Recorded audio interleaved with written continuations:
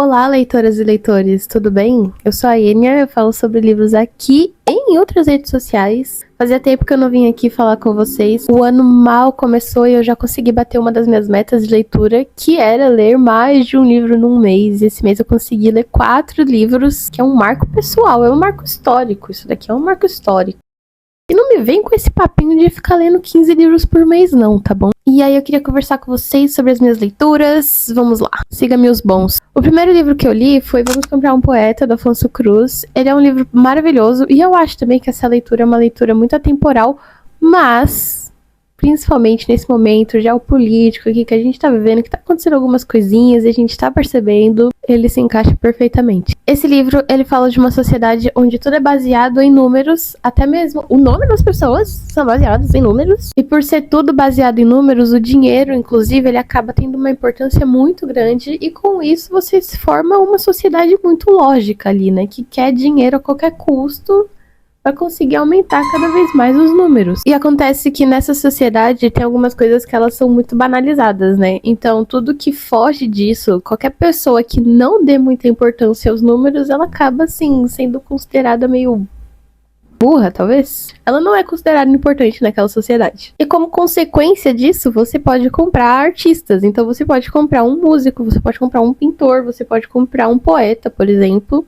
E aí, uma família que está passando por uma crise financeira, elas decidem comprar um poeta. Então, o poeta, ele começa a trazer uma certa subjetividade ali, né, para aquela família que tem um pensamento tão lógico. E isso, inclusive, causou uma puta de uma crise existência social no pai dessa família, viu, que estava passando por uma crise financeira. Esse livro vai ter um vídeo só dele, e o questionamento que eu queria deixar para vocês, por enquanto, é: qual o limite do valor do dinheiro? Será que a gente pode simplesmente só se importar com o dinheiro o tempo inteiro e não colocar nenhum limite nessa valorização?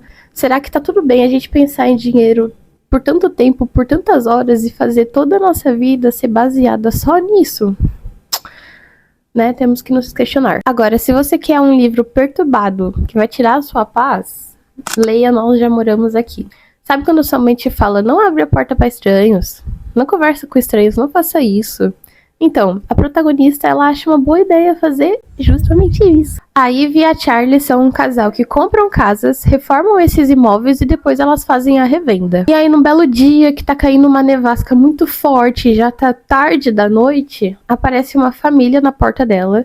E o pai daquela família pergunta se eles poderiam entrar na casa, porque o pai já morou ali e o pai queria mostrar a casa antiga dele para os filhos e para a esposa. E a protagonista acha que seria uma boa ideia deixar 5 pessoas estranhas numa noite que tá chovendo muito entrarem na casa dela. A partir daí, minha filha, só ladeira abaixo, a família simplesmente não sai da casa. Eles começam a ficar dias e dias e dias lá, e aí ela começa a ter umas crises assim. E com razão, né, convenhamos. Só que algumas coisas esquisitas, elas começam a acontecer na casa. Então, por exemplo, se antes tinha um móvel em algum lugar, a Ivy vê que aquele móvel não tá mais naquele lugar.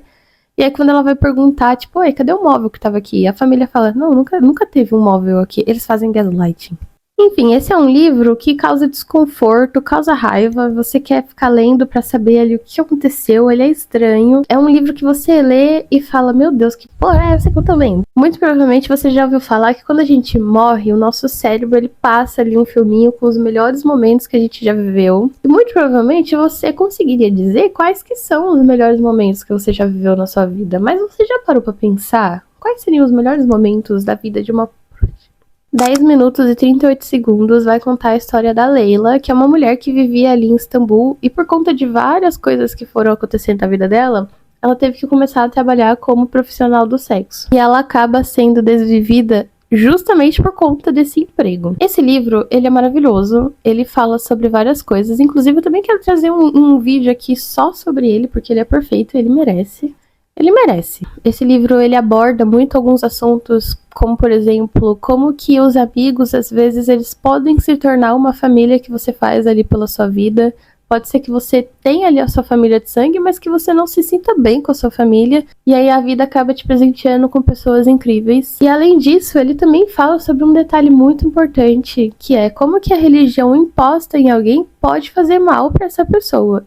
especificamente se essa pessoa for uma mulher. A gente sabe que qualquer coisa que é imposta em uma outra pessoa vai fazer mal, mas às vezes o peso ele acaba sendo maior na vida das mulheres. Inclusive nesse mês de janeiro, a gente teve alguns protestos das mulheres do Irã, por exemplo, que estavam querendo lutar pelos seus direitos e pela religião imposta ali sobre elas de uma maneira exacerbada, né? Eu acho que a premissa desse livro, ela pode assustar um pouco, né? Porque aqui no Brasil tá voltando essa onda de conservadorismo, então é um livro que fala sobre a vida de uma prostituta.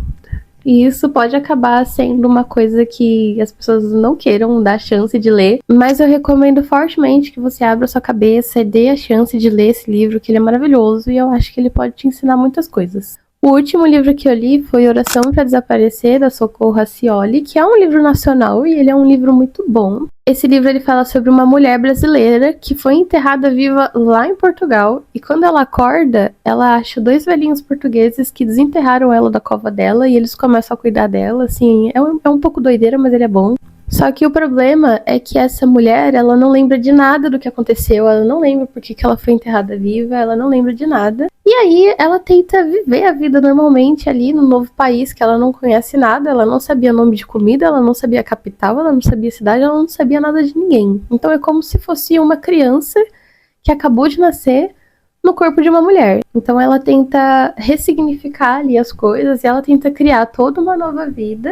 Mas, depois de alguns anos que ela ficou lá em Portugal, ela acaba lembrando do que aconteceu e aí dá um twin na cabeça dela. Um ponto que eu gostei nesse livro também é que, pelo que eu entendi, eu não sei se eu entendi certo, eu acho que eu entendi. Ele também retrata muito a religião indígena ali. Então, ele fala também como que a fé pode salvar você se você acreditar ali de uma maneira muito forte, né? De uma maneira bonita. Eu acho que ter fé é uma coisa muito bonita, de verdade. Eu acho lindo isso de acreditar que tem alguma força divina ali te ajudando, isso é maravilhoso. Então, conforme você vai lendo o livro, a história vai ficando mais bonita, a história vai fazendo mais sentido e o final também impecável. Eu recomendo muito esse livro.